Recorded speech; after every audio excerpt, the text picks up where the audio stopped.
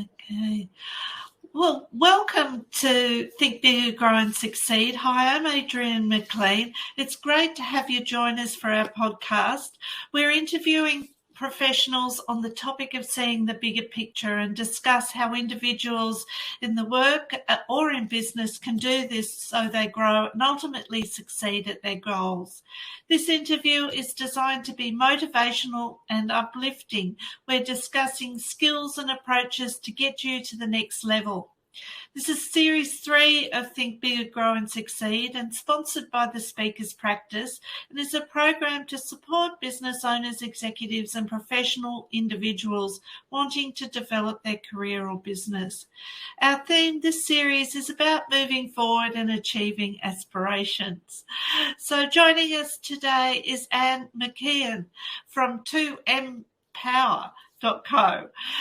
And is a highly regarded life coach who specialises in empowering women for business and life.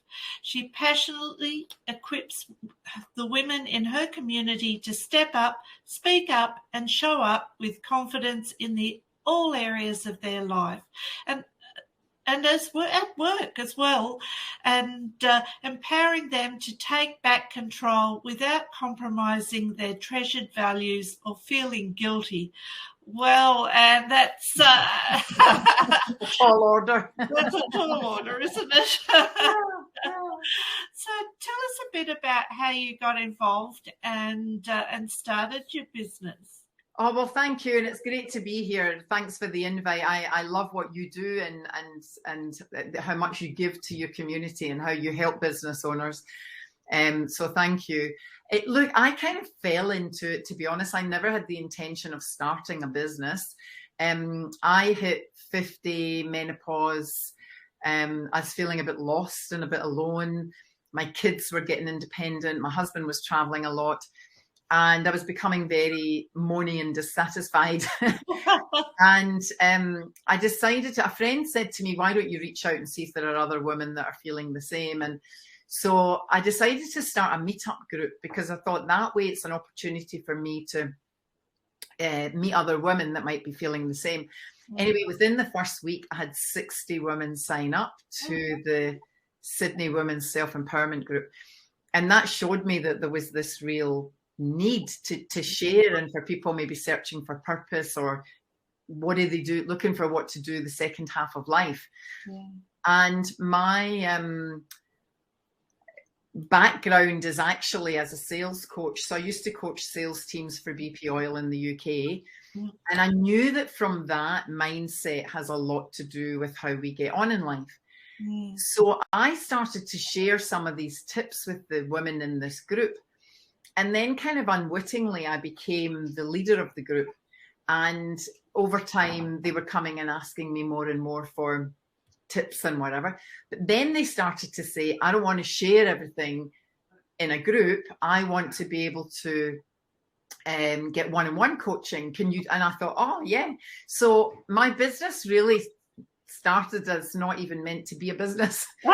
And then they would just come and sit on the sofa in my house and we'd chat, and I wouldn't charge them much, and they'd give me feedback, what worked and what didn't. And then they started to share with their friends and people they knew. And so my business grew very organically.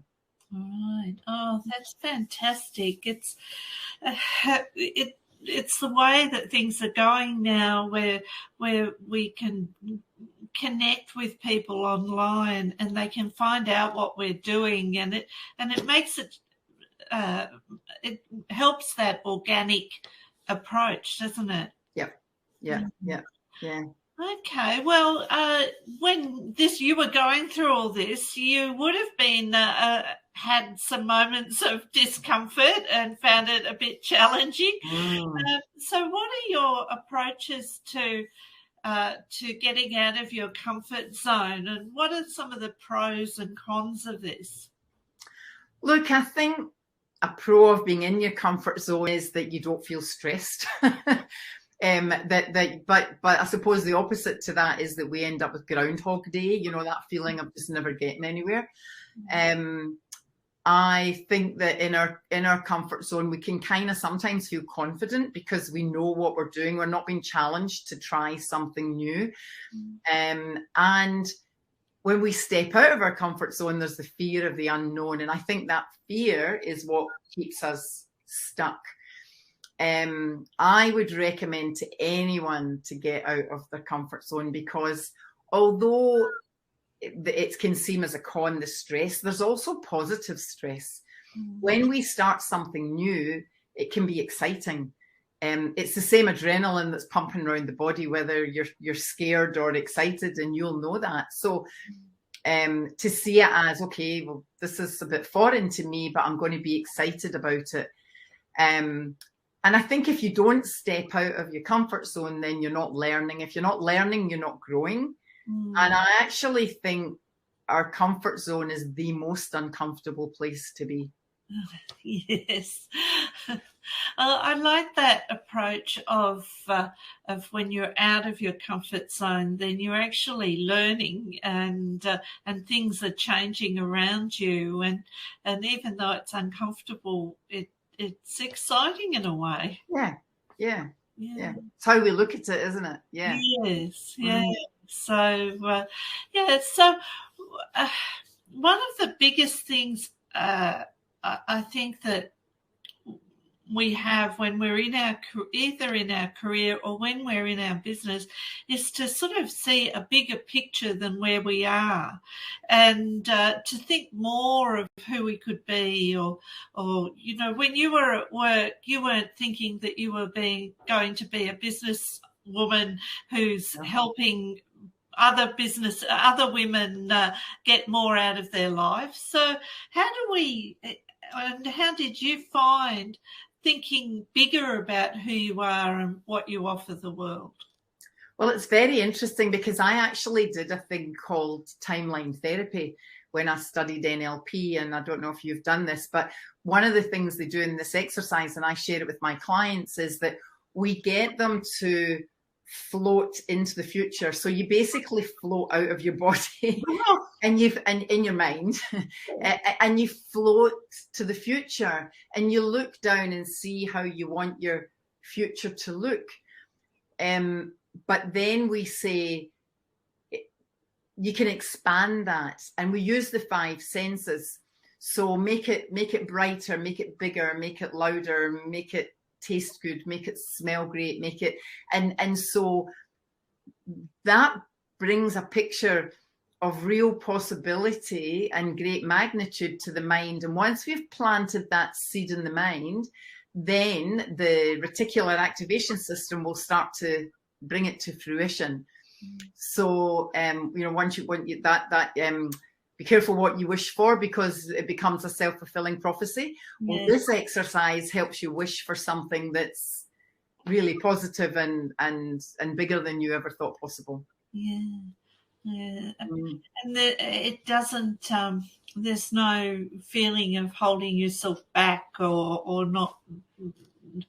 No, and there's no one else telling you what it is. Like, basically, it's a meditative state, and it allows the unconscious to run free, because we tend to limit ourselves because it's conscious thinking, and we see parameters around everything, and we find all the reasons why it won't work. Whereas if you're working from the unconscious mind, there's no limitations. Oh, that's really interesting. How do people get themselves into that unconscious mind state?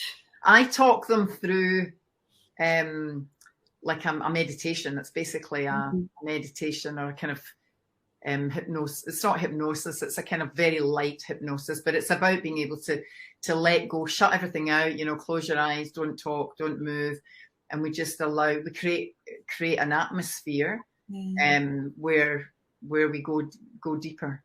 Yeah, so it's allowing the creative juices, so to speak, to take. Absolutely. Yes.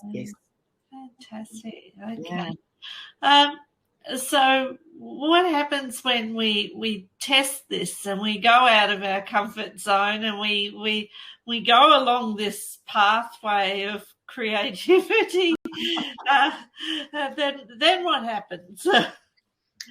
Well, I think it allows us. We're all kind of on a curve, right? We're kind of through life, no matter what we do, we're climbing towards something. And whether that's in your personal life, you're climbing to buy a bigger house and car, or whether it's in your professional life, you want to build a bigger business or earn more money or whatever. And what tends to happen is we get on this climb and then we reach a plateau. And what happens there is we either get bored and stuck in our comfort zone and we stay there and there's no growth, or we give up and we slide back off it, or we do this kind of exercise and it gives us the opportunity to jump onto the next curve. Yeah. And the next curve is the next level of what does life want to give me? What am I searching for? And the good thing is when we start on a new curve, we don't have huge expectations of ourselves, because when we're first learning something, we actually are quite kind to ourselves and think, oh, well, nobody expects me to know this. It's later on when we get in that plateau that we start to be hard on ourselves. I should be doing better at this. I should know more about this. And this allows us to kind of just gently leap onto the next curve, and then the next one and the next one. And then the growth is gradual and isn't quite as overwhelming.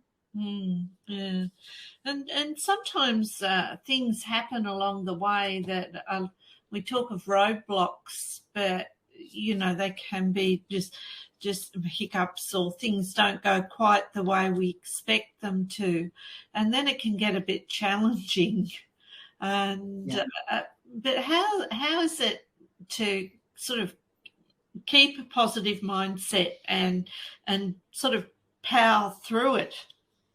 Well, I actually think we should look for roadblocks and welcome them, because I think what happens is when we resist them, and so then we see it as a negative, and we resist failure, and so it creates this sense of I'm not going to try in case I fail.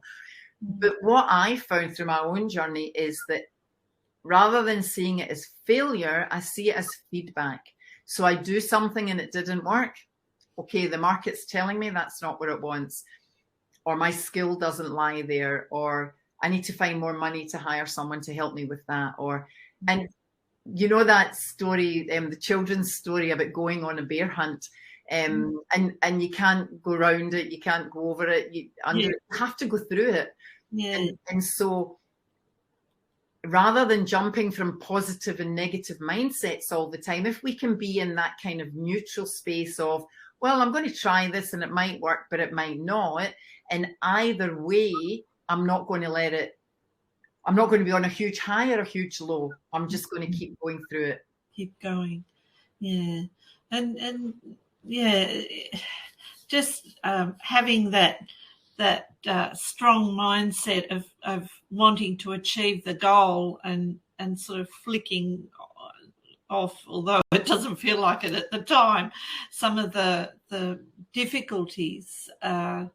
It's all really about resilience, isn't it? Yeah, and I think asking for help. I think so many of us think, oh, I should be doing this on my own and I should know about it. And women in particular, they're so willing to offer help, but so resistant in asking for help.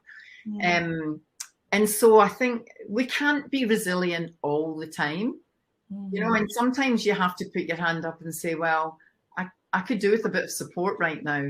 And whether that you have to pay for that support or but asking, it's incredible how things come to us, and most people want to help and are willing to help. And rather than it being, I've got to have this resilient mindset, which just feels like another pressure.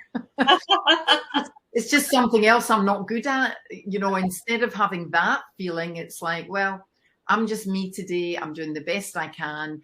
but I'm setting myself up for success because I'm going to get a good team around me. I'm going to invest in myself and my business. I'm going to follow a program that works, you know.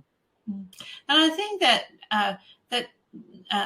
identifying what success looks like for that step is a big thing, isn't it?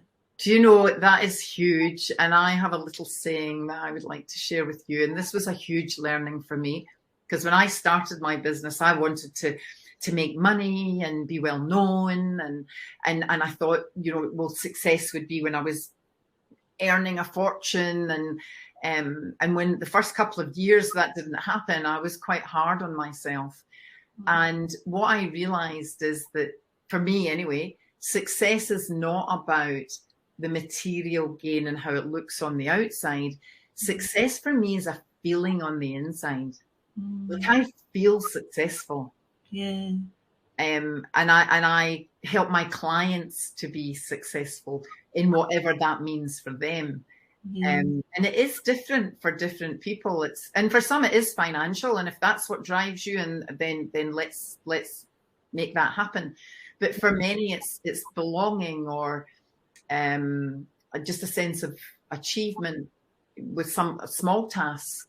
Yeah. Well, you know, I liken it to learning to ski. And, you know, when you first get on the snow, you immediately fall over. Yeah. But then when you've learned to ski and you look up that mountain and you think, my goodness, I've come down that and I haven't fallen over, then that's right. The real indicator of success. Yeah. So it's whatever, looking up that mountain. Yeah, I love that. Yeah, and it's gradual, isn't it? Like, that I don't think there is success overnight, you know. Oh, no, they say that success overnight takes about 10 to 15 years. That's right. Bit of a way to go. So, look, what are your recommendations for achieving goals? You've mentioned around getting support, which is a good one. But what are some of the other things that you suggest? Well, it's very interesting, because with this group of women that I was within my MeetUp group, they actually came to me one time and they said, you're now growing a business, and, you know, how did you make it work? And I was thinking, I don't really know, because it was so gradual. And then I had a coach at the time, and she said to me, you should go back and think about what did you do, and make it into steps to help people. And so I did that, and I have kind of like 10 steps that I follow for every goal, whether it's personal or business. Right. And it starts off with to visualize it, because if we can't see what it is that we want, then we don't know what we're searching for, or working towards. It's then sensing it, so bringing in the 5 senses, like I mentioned earlier. You know, how will it feel? What will it look like? What will you hear when you've got it? All of those kind of things. Then it's like plan it, action it, track it, and eventually own it. So, and within each of those steps, there are many steps to do to reach those milestones. Yeah. Oh wow! Oh, that's great advice. Starting off with visualizing it, which was what you first mentioned. It's interesting how important sort of seeing that end goal really is. Well, it's through the senses that the mind understands what it is that we want. And if we're not sending those right signals, then we wonder why we go around in circles, but it's because we keep thinking the same old thing. Yeah. Oh, okay. Well, just to finish off, how important do you think are business and personal aspirations to your business? Look, I think it's really essential. The growth that I've had to go through personally, and I'll say have to go through because it's not been easy and it's not all been pleasant. And hindsight is a great teacher, but at the time I was kicking and screaming. But I think my business would not have grown if I had not personally grown.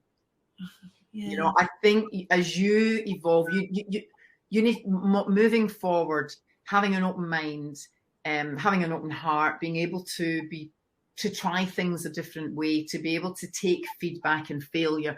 All of those, I think, are really important in sort of helping us to move forward. Yeah. Yeah. Well, it certainly, from my point of view, it's been such a personal growth as well as a skills growth. It's been all encompassing.